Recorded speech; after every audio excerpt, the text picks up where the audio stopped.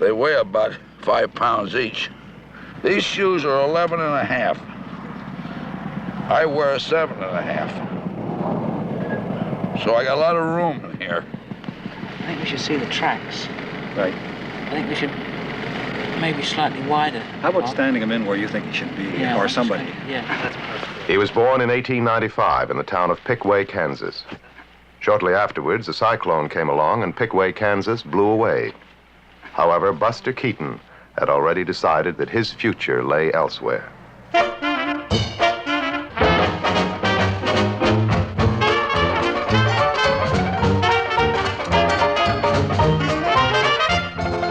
Turn them over anytime you're ready. No, if we just slightly... Just off the sign. Yeah. Right. He spent his first 35 years becoming one of the most famous comics in the world. The last 35 years have been a bit rocky, but Buster is still doing business. It's somehow better if you don't walk over the tractor. You stand this side and just like that. After you've looked at the sign and we see a close-up of the sign, and you react to the distance, you see, and then you look that way, then you see the car there, then you kind of walk up towards the speeder, and you sit on it, and just see you go off down there. Okay. Stand by. Okay, roll. Here is Keaton on Canada's East Coast, about to star in his 87th movie, a 25-minute color short called The Railrodder. In it, he will travel from the Atlantic to the Pacific in a runaway railway speeder. The director is Gerald Potterton, whose films have been twice nominated for Academy Awards. For Potterton, this is a rare opportunity to work with a master. A second film crew made this record of them at work.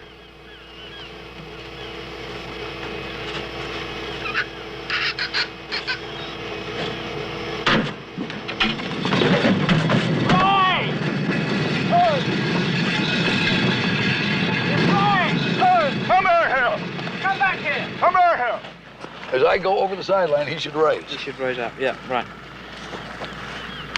He wouldn't even bother to chase you. Well, there's no use. No point, no. I don't want to ask him to act. No, that's not. Could take his head off and just throw it. Oh, no. He wouldn't do that, Oh, though, well, would he? no, I mean, not only that, you're asking him to act when he does that, see? Yeah. That's when you're in trouble. Yeah.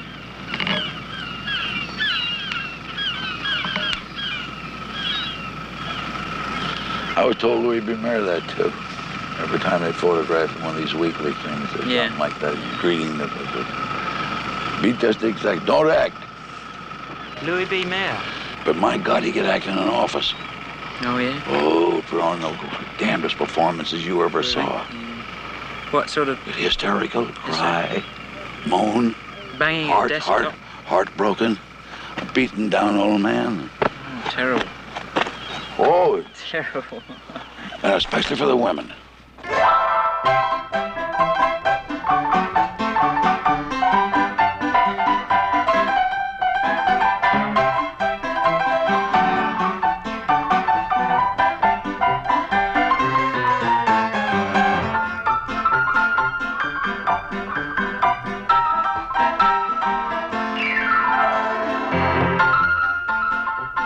Around 1915, everybody started going to the movies, and the great days of slapstick comedy were on.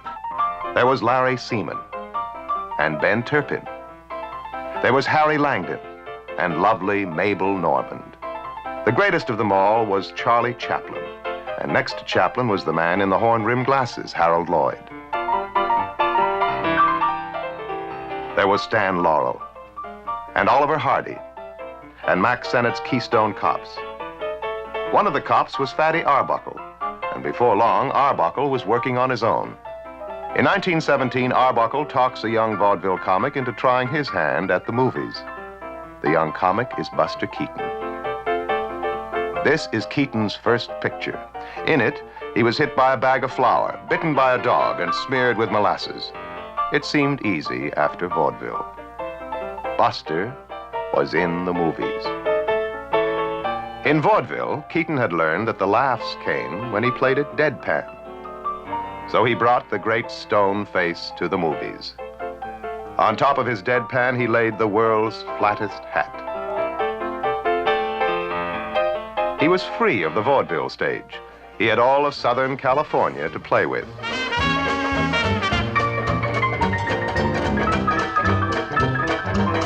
He had all the props and all the space he could use.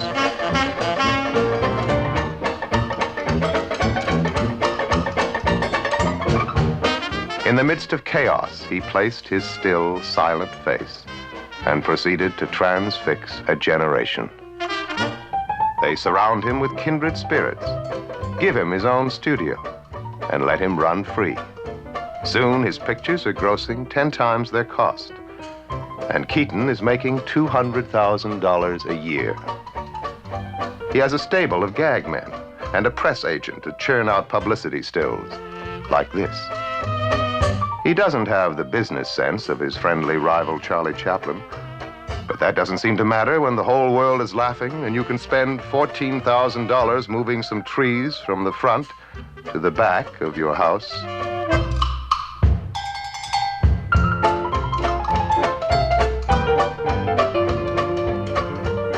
At parties, Douglas Fairbanks swings from a trestle above his swimming pool. He plays baseball with Tom Mix, trades insults with Sam Goldwyn over bridge, and executes elaborate practical jokes on Adolf Zucker. There are 3 cars, 6 servants, 2 children. He is married to one of the rich and famous Talmadge sisters. It is 1927, and Keaton is riding high. By 1933, his wife and children, his house, his money, and his job are gone. Buster Keaton is an acute alcoholic.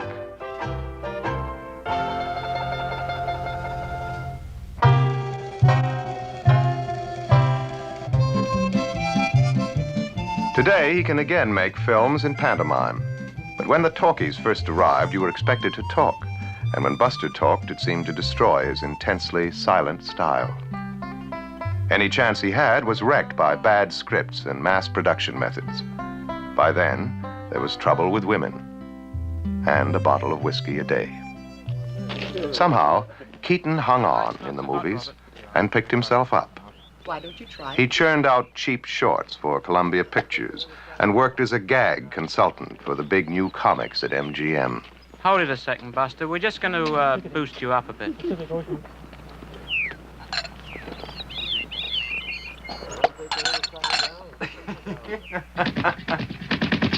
Through the 30s, 40s, and 50s, he took work where he could get it. In European circuses, bad Mexican movies, Canadian burlesque houses. Then the air conditioning in a storage vault broke down, and the negatives to some of his greatest films were destroyed. But the great talent was still working, and he's again traveling first class. On this film, he has a private railway car, a chef, a steward, and a press agent. His drinking now consists of an occasional beer. His children and grandchildren are again part of his family, and he and his third wife, Eleanor, have been happily snapping away at each other for 25 years. Why is that first string so tinny? Should be raised in a whole octave or something?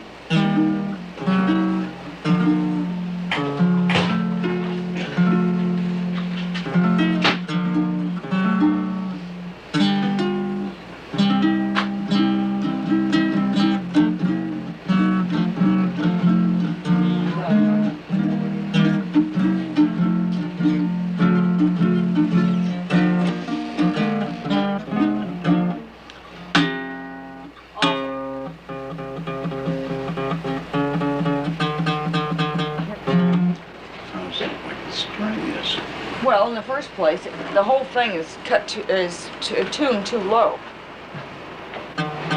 Would you just have fun?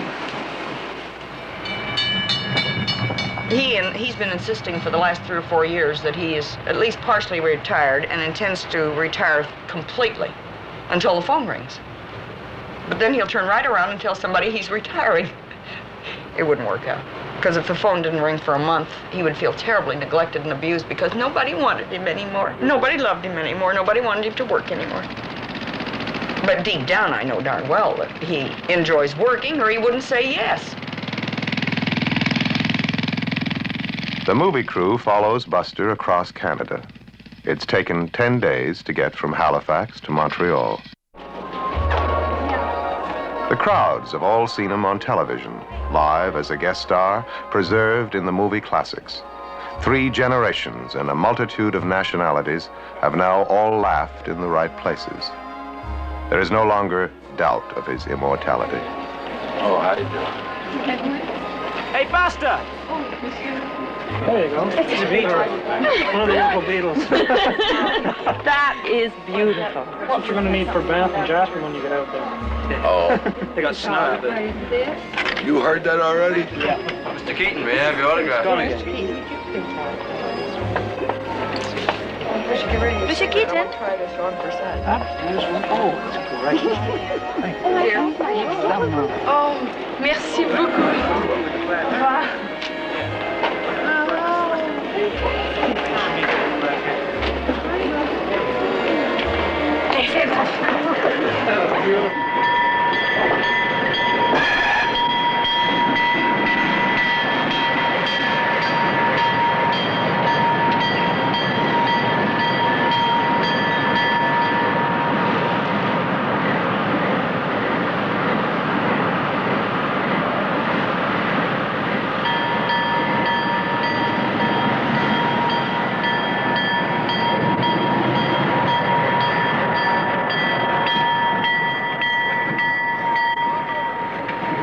Three trucks or more, like that.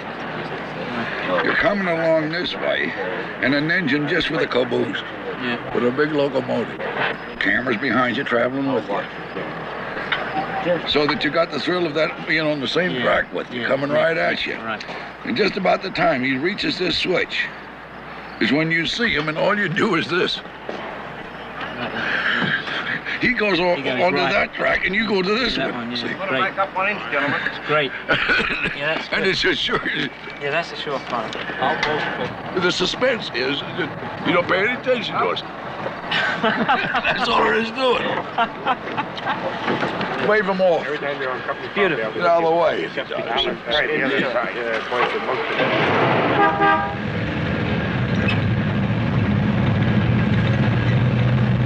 And I don't want you to worry about it. I'll miss him. Well, I'll worry about it if you worry about it, but if you don't worry about it. You think you'll miss him already? Eh? You're going to miss him, okay? Well, I'll miss him. Otherwise, it'll be a very short movie. Moses. Perfect. Beautiful.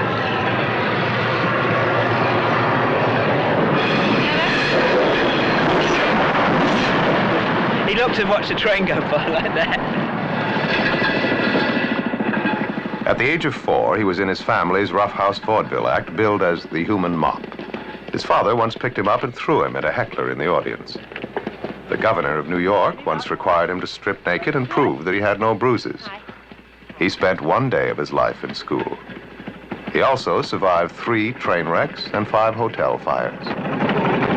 Last date was the rehearsal. Look, can we do it once more? I mean, can we? Eh? Want to get the train out first. Okay. Get the train out, then we'll do it. It's just the slowing up, on the switch. Well, yeah, the timing was off, and Buster had to slow up a bit. And I took my time starting out to give him a head start. I saw his puff of smoke go up, and I gave him what I thought was plenty of time, and I was still to the God-blasted switch before he was. Well, he's also gauging his speed for you, too. Well, he shouldn't, because I can pick up faster than he can. Yeah, that's the thing. That's what I thought. Well, let's, I'll see what what's his name thinks. We back up about another 50 feet this time further, too.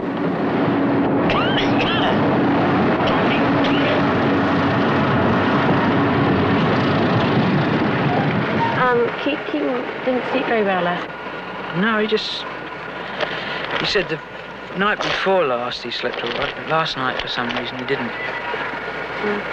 He just thinks he's excited a bit. Yeah. But he says he feels okay now. He's the only one that doesn't seem to care at all. think you're worrying too much. No, I guess so. He's been doing this for years, Jerry. After that, you get You know he over. broke his neck? And, you know these towers, these water towers? Well, it opened up on him and knocked him down on the rail, and he didn't know for 3 months that he'd broken his neck. Oh, my. You know, he's a bit stiff in the morning. Yeah. Yeah, he's broken every... He said he's broken every bone in his body, one way or the other. Nobody ever thought to ask him what he wanted to be when he grew up. If they had, he expects he might have been a civil engineer. Instead, he became the world's greatest inventor of the mechanical gag.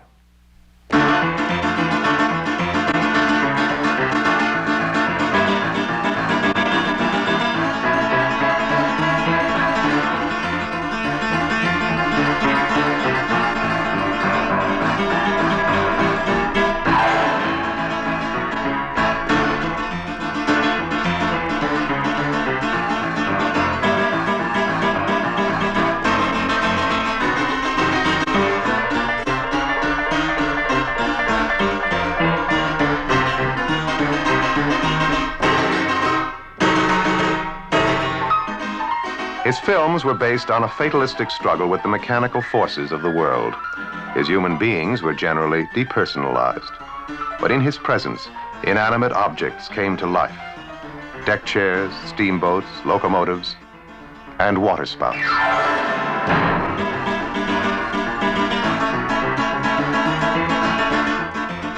There were no doubles and no special effects. It was a real Buster Keaton on a real train, and the cameraman had orders to keep shooting until Buster yelled cut or was killed.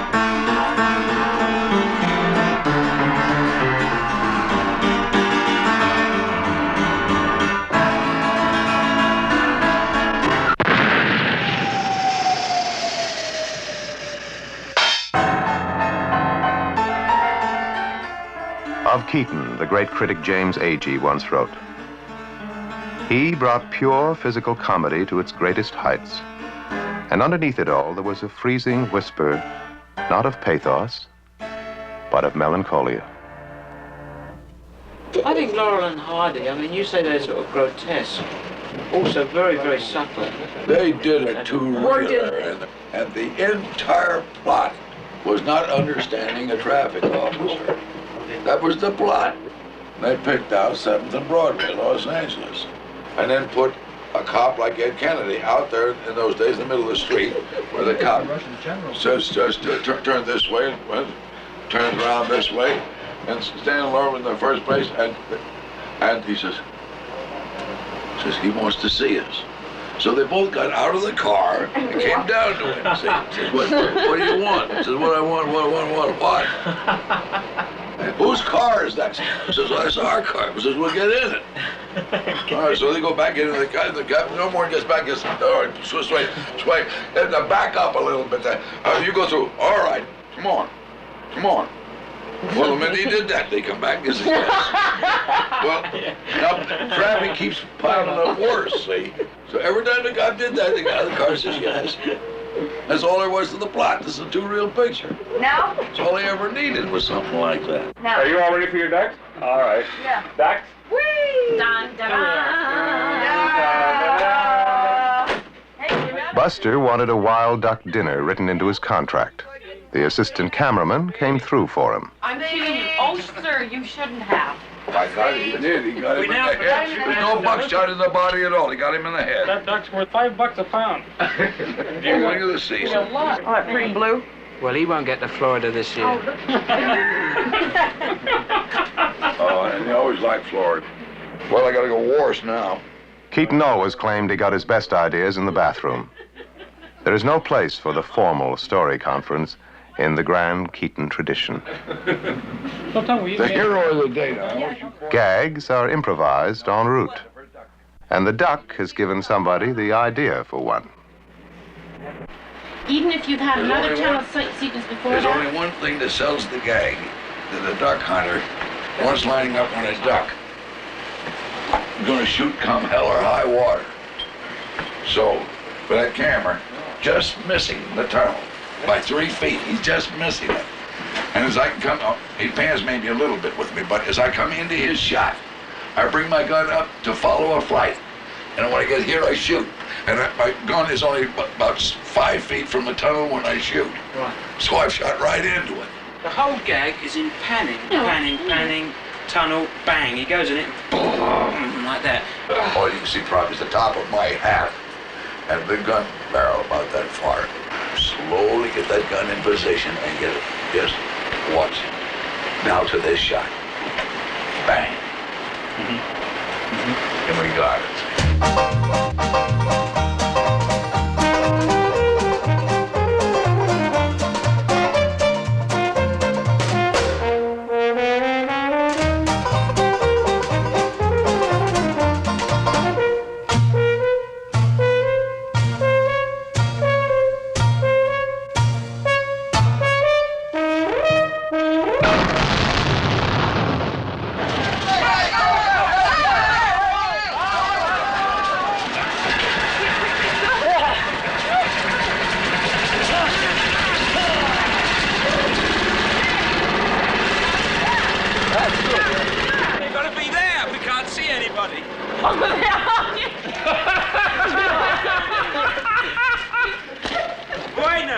Bueno, but you've got to run up to here, see?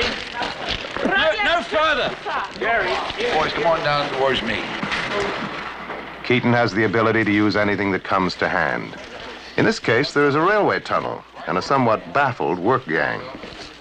The bewilderment is caused largely by the fact that the workmen speak nothing but Italian. You come to this spot. Keaton specializes in sorting out confusion. You come down here to about here. 1, 2, 3, 4, 5, 6, 7. One more. About in here, and you on this side. Yes, you. You see about where you are? No, you should. I don't think you should pose them like that. I don't mean to pose them. I mean, I'm just giving them a general spot to run to. But they all run there and stand there like soldiers. Well, you're never going to do it any other way with them. If they come running out there, they'll bunch up on you if you just told them to run out. But if they hit approximately those spots, and one man is completely hidden. You want to try it once? I'll be the scooter on foot.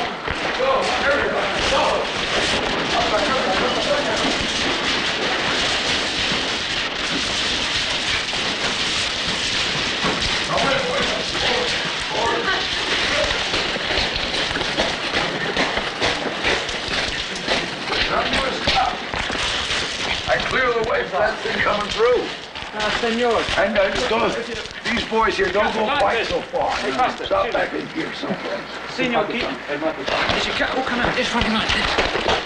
Then just watch it go by. Then pick up rocks and throw it like that. What happened? Huh? What'd you say they did? They should come out running like this. Fast. Oh, yes, as fast as you can run. There's no smiling. Mad, like mad, yeah. Oh. Okay, start my scooter. We're going to run it, okay? Guardate la camera da guardate, vede bene. Say mad. What's mad in Italian? No, mad. Angry. No. Rabbia, no? Arrabbiato. Rabbiat? Yeah. Rabbiat. Okay. I'm going to shoot your gun. I can't handle it.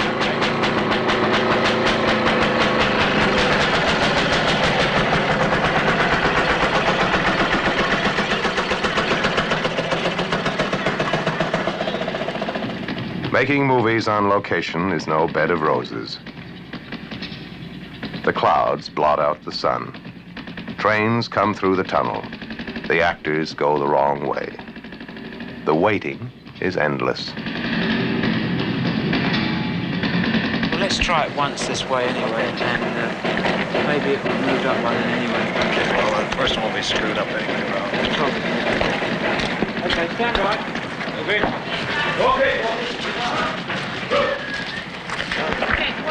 Keep back. Stop rolling.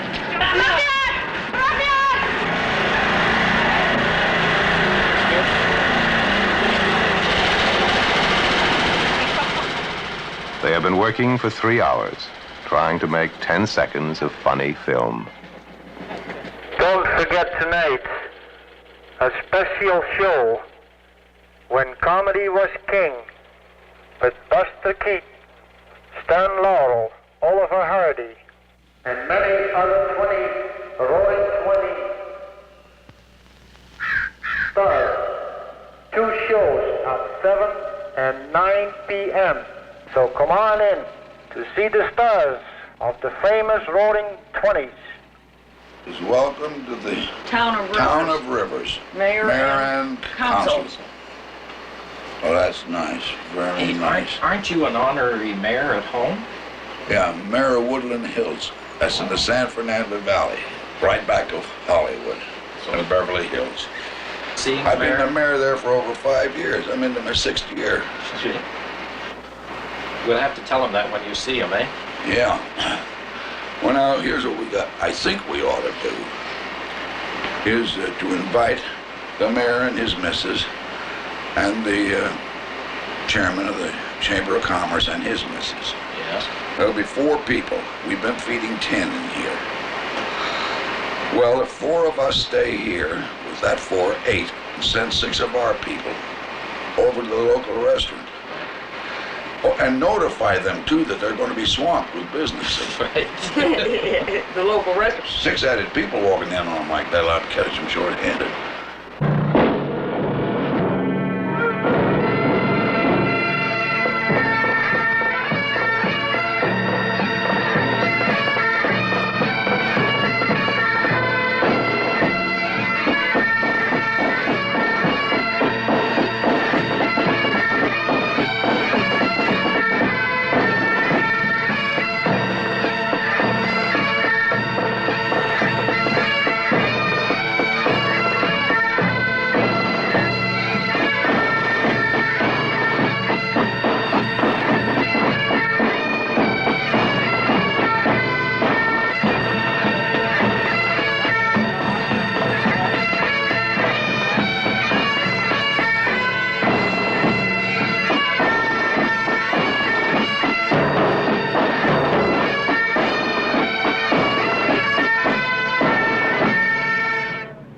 Last place in the world I can find a band as good as this.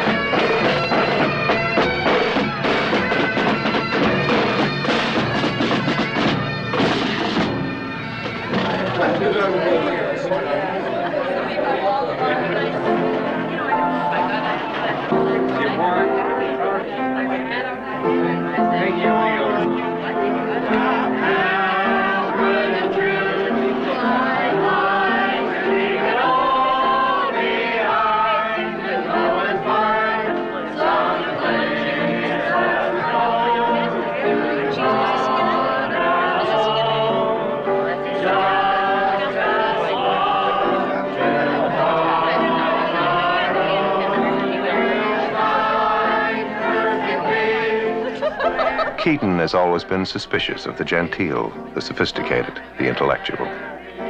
Learned critics can write of his profound humor. He takes pride in the fact that he can still score a direct hit with a custard pie at 27 feet.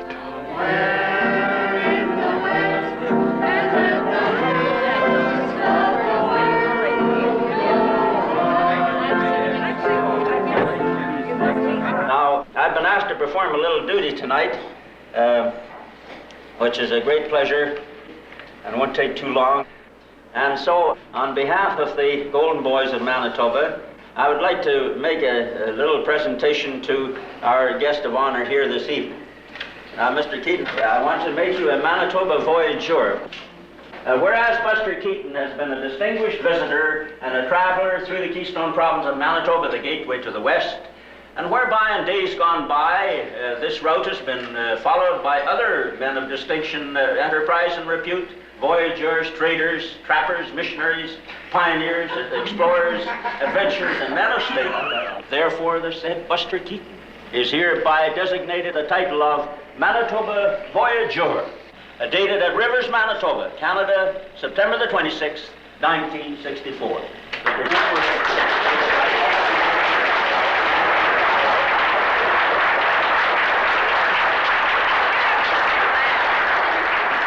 So we in the town of Rivers thought that we too would like to present him with some little token that he would remember us with fond recollections of the few days he spent here.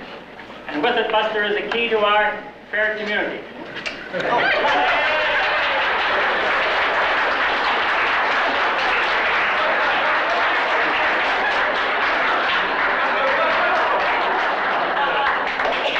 However, we give it to you from the bottom of our hearts, and we wish you fond voyage, a good trip.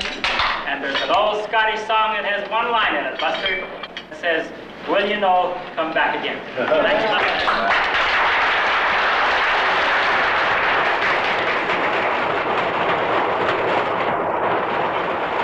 He was known as the Little Iron Man around the studio. Nothing stopped him, or there wasn't anything he didn't try. He slowed down and come around to the line of thinking that he can do other smaller type things or less dangerous things that can be almost as funny. Well, he may not consider them as funny as falling off the whole top of a building or something like he might have done earlier, but they're funny enough to get by, let's put it that way. But you don't want to do it because of the rain or something. He must have hurt himself. So now they're going to have to give a pitcher extra warm-up pitches, which is allowed if somebody gets hurt, of course. What's this first pitch? High and inside. The guy better be loose up there. Better be good and loose, my friend. There was little that was normal in Keaton's childhood, but whenever the family act hit a new town, he'd go looking for someone to play ball with. Later, in Hollywood, they'd interrupt a picture for a ball game when they got stuck on an idea. Did you see the third base coach? He has fallen down. He got so hysterical he fell down trying to get that guy in. I was helping him slide. Ho, ho, ho, ho, ho, ho. Yo, he didn't get it. The umpire says he caught it. We were going to have a fight. He has a lifetime pass to any major league ballpark, but his enthusiasm has not always been shared. Once he took Marcus Lowe out to watch Babe Ruth. There were 70,000 fans in Yankee Stadium. Lowe was deeply depressed. He owned several hundred theaters, and baseball was killing his matinees. And oh my God! Oh! They touched third base and called the runner out and scored. Get the hell out of the ballpark. The umpire's throwing you out once. You want to call the police and drag you out? Bye, Bob. Bye-bye. Go get a shower, kid. Adios. Why? And when he did, he took third base. Out. Look. Now the umpire's about to slug him. His personal dexterity in jumping around there like a mountain goat doesn't bother me. More what worries me than anything else is him catching cold, running around in rain and things like he's done a couple of times. Because with this chronic bronchitis that he has, he can go into pneumonia in about 3 days without half trying it. But if you don't nip it in the bud. See, I'm traveling with antibiotics, pills, and everything else. So if he catches cold, I start him on them immediately. Okay, Buster, slow it. He's had pneumonia once already. The first morning when I talked to the doctor, he says, if he lives 5 days, I'll let you know what I think. So, on the 6th day, why, that was it. He was ready to go home, looking like an octopus with all the tubes and the attachments here and there.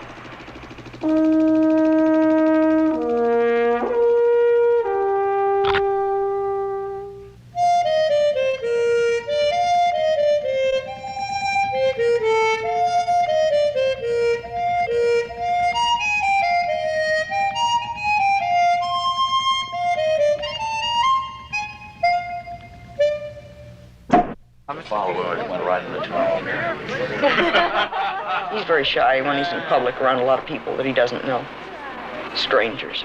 He feels terribly trapped if he gets around people that mumble because he doesn't hear too well. I mean, I've known him to go through complete whole interviews. And when they leave, he says, you know, I haven't heard half of what they said. I don't know why, but I've never been able to get him to say, look, speak up and tell the man or the woman or whatever it is that you can't hear them. This is no great detriment to your male virility or anything else. But he seems to be ashamed of it. And of course, he hasn't heard properly since 1918. You'd think he'd be used to it by now. This is a condition he got in the First World War. We stopped doing impossible gags because we knew an audience wanted to believe our story. And if we did... There are people hired to keep a sharp eye on Keaton. When he begins to look trapped, they go to the rescue, and the conference is over.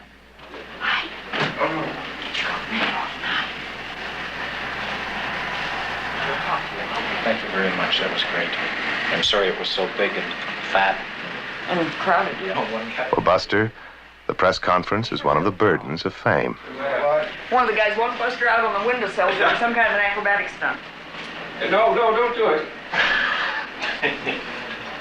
But there are advantages. He doesn't have to tip a head waiter to get a good table, and he has that other badge of stardom, the unlisted telephone number. Help. Lie down. That's the best advice I can give him.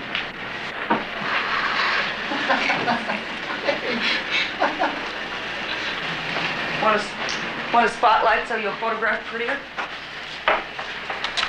There. That'll bring out the sweat on his brow. I'm gonna sell her.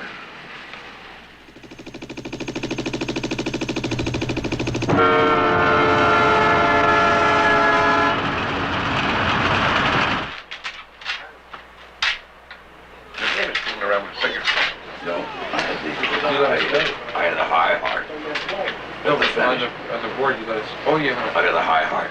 He pulls out that car by a rope. No, the other guy's pulling it up or something. But he was playing baseball, and the guy's throwing pies at him, and he was hitting. He threw something hard, and it hit his toe. He has always appealed to children.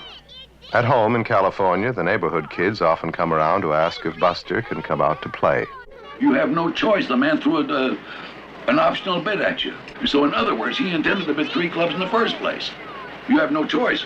It isn't a case of you. I have a void. 3 clubs is all you have to Doesn't matter. Then what's the matter with 2-note drum? 3 clubs is all you have to bid. Okay, 2-note drum. Yeah, well, that's saying a shutout, too. And that lets me go into my 3 clubs. If you want to, but you better stop and analyze the bidding. Keaton has played bridge with the Marx Brothers at 25 cents a point. And at these stakes, thousands can be won or lost at a sitting. Original bidder. Yeah. Well, he's got something besides a heart in his hand. That's what I say. If we come back later, if we could have a shaft. And he says yes. If we come back later. And this is later. Is it? Yeah. I'd go right over there right this minute and ask him for it if I were you. Okay. Oh, let's go. We'll do everything to keep him out of it, but he's going to try it. I lead to 3-0 then. Have you settled? Yes. Pass. Wait. What? Oh, I'll do it again. Pass. 1 heart. Come on in. Well done. Give me Halloween. I got any special page? Under the K, please. Under the K, that's right, absolutely. We don't need anything on the tracks at all. No. Just get that wild little noise.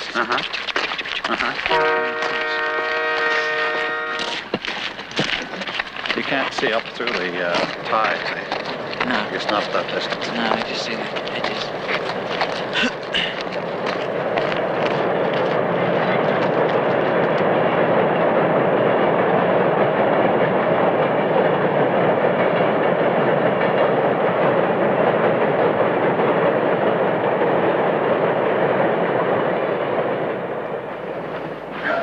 Beautiful trestle bridge.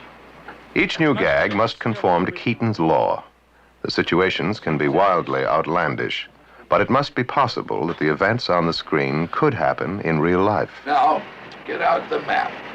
Once I get it pretty well open and that wind catches it, it's going to wrap around me. So I cross that trestle, wrapped up in a paper, standing up in the car, fighting the paper. I'll tell you the locales we find. Might be the funniest way to do it. But I'll tell you what we Well, have what do you discovered. think about that? Well, there's another thing come along. See these little houses over here? Yeah. Well, in those houses live little speeders, about 6 of them. Little coloured ones. Little tiny. Oh, I see. Imagine this: the long shot of the bridge, and suddenly, from left to right, 3 or 4 of these other little box speeders all come over. That's a single track trestle? Yeah, single track. Yeah. They go across. Slight hold, then they all come reversed, all going like mad. And you're there waving them on. You're pushing them. I chase them off. You're chasing them on. Next shot, you cut to those little houses. The 4 guys come in, very quickly stop, take them off the tracks, just in like that, and you just shoot through, and that's the sequence. And they all look out at the same time. Yeah, exactly. I don't know why, but I like that. Cleaning house. You get out the map to look at it just like it's a trestle. Getting on it and getting scared, you're not going to mean anything. Look, I'll get my pad because I want to draw it, and I'll show you what we're going to do. Go shave, dear. This is the shot of the bridge that we get. Yeah. We get the valley like that, this damn great big bridge. We combine the 2 gags, the same thing. I don't know. I put my broom down, everything else, and I wonder where I am. Out with the map, and once I get it spread, I'm helpless. When I hear shot going across that trestle, it's all the funnier. I'm chasing them, but fighting the paper at the same time. Yeah. I'm still fighting paper, going fast, and 4 heads come out and look. That's all. You don't know you've chased them out yet. I don't know I've chased them out. I don't know I crossed a dangerous place either. And they don't feel like being run into, so it'll all work out. God, going backwards. What's happening to that little man? Where's he going to? Your 3 track cars come in from left of frame and they go right through frame. We keep the camera rolling. Now when they get off the bridge they have to reverse as quick as they can and then back up. Now when they back up through frame, Buster should be following them. Right. But does Buster know, why the hell is he backing up so far? Tell him time's running out. We got to stretch the sun, so if you want to let him go. And be ready to roll when you tell it. Yeah. Okay, bring the machine down. Okay, all right. Okay, just take it right in because there's a train coming from the east. Okay, we're taking it right in.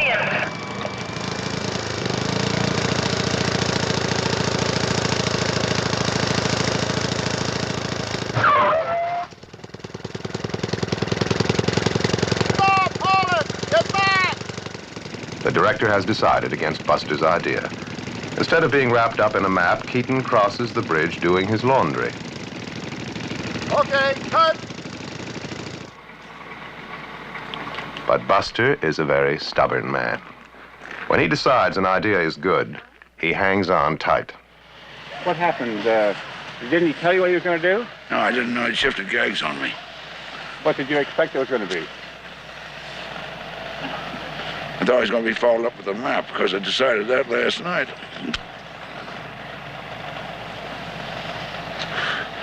And I decided not to. I didn't know it.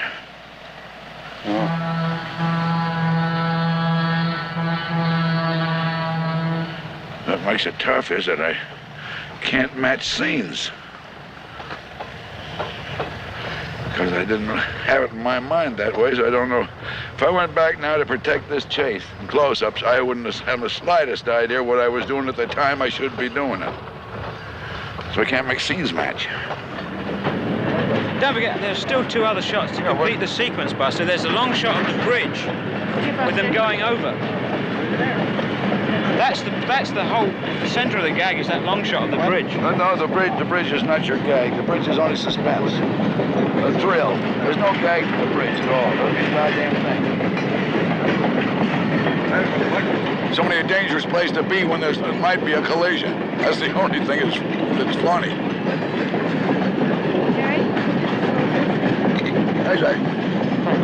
It's only 465 cars, I think. Well, I know the main reason they didn't want you going over the trestle with all wrapped up in newspapers and things. Figure took a good look. The scene we did's a worthless scene. Scene you can't use. So it's a nice scene to have in sometime when they just want to go do a show to their friends or something like that. You don't use it in the picture. Said it was too dangerous. I says, who suggested the gag? He says, you did. He says, I generally know what I'm doing.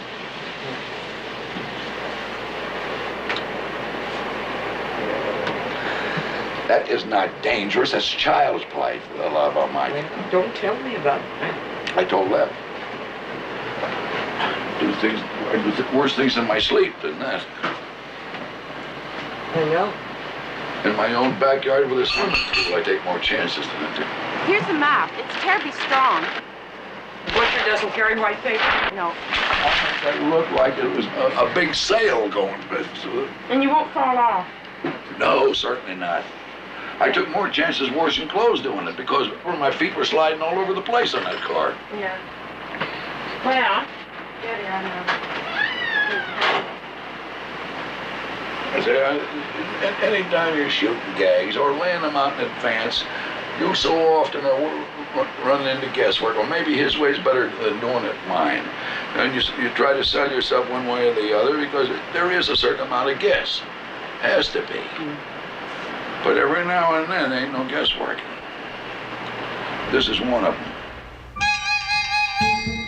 And so, as has happened fairly often in the past 60-odd years, it is decided to do it Buster's way.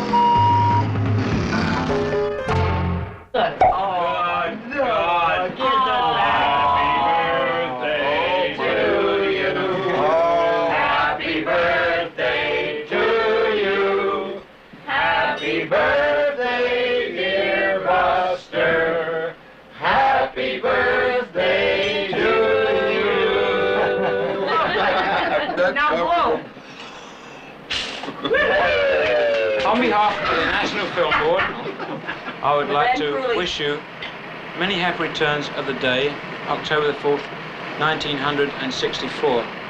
Also, the Queen sends her regards. Cheers. Cheers. Thank you, Mr. Chairman, but I'm not very good at public speaking, but to show you that me heart's in the right place, I'll fight any man in the house. Oh, no! Good heavenly days to Betsy. Isn't that cute? I better get a whistle. That is. Isn't that cute? Buster was born into show business. For most of his 70 years, his birthday has been a traveling event. Oh, what is that? It's a real one. A real steam engine. A really steam engine. It's got a whistle on it and a valve. Oh, the whistle. And they all this work. goes They work. When he was a baby, his parents were operating a traveling medicine show. In partnership with an artful young man named Harry Houdini, they peddled snake oil to rustic America.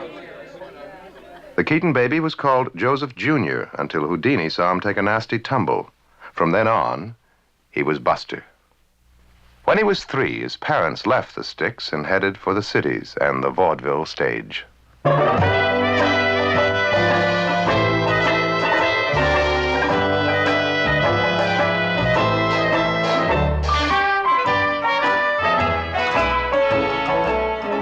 2-a-day vaudeville was the national pastime. One historian called it a dig in the nation's ribs. It was rude, rough, sunny, and naive.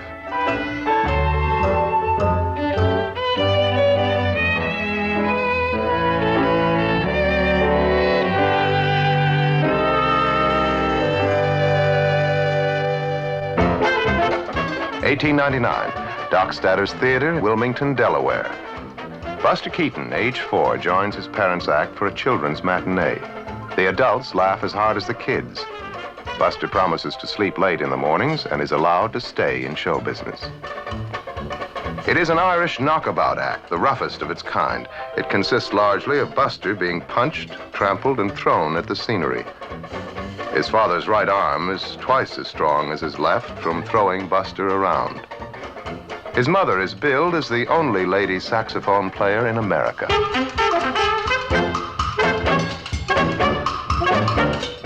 Although Buster loves the work, the law sometimes threatens. Then it is explained that Buster is really a midget. At 5, he does his own makeup. At 7, he is clouted for on-stage mistakes. At 9, he is in charge of travel arrangements. At 11, he is creating gags. There were movies now, but they weren't taken seriously. Buster's dad says that nobody is going to put the Keatons on a bedsheet at 10 cents a throw. Vaudeville was the big time. They cheered when Field beat up Weber. They were wild for the Canadian Eva Tanguay, who by her own admission had neither talent nor looks, but who made $2 million anyway. There was a young blackface singer called Al Jolson and a comic juggler by the name of W.C. Fields. The great Bill Bojangles Robinson taught Buster the soft shoe and the tap. And Harry Houdini, who had given Buster his name, had gone on from the medicine show to become the biggest vaudeville draw of all time. The Keaton act would lay off while Mother had a baby. Buster would memorize 30 pages of dialogue and go on the legitimate stage as Little Lord Fauntleroy. For a while, the act grew with the family. But by 1916, it was breaking up. They had offended the powerful Martin Beck and were taken off the big-time circuit. Anyway, Mother Keaton preferred playing pinochle. Father Keaton was spending most of his time in the saloon, and little Buster was getting too big to throw around. He decided to try the movies and brought his family out to share the golden years in Hollywood. He always remembered where it all began. Through the years when he had the world by the tail, through the years of humiliation and despair, the spirit of the vaudeville stage, the spirit to entertain, and above all, to endure, has carried Buster Keaton into an active, graceful old age. Give me a June night.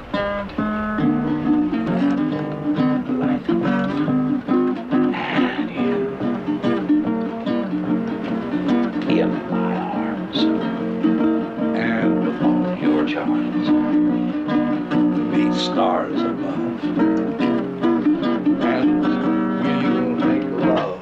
I'll hold you and then enfold you. Dreams will come true. Just give me a June, the moonlight,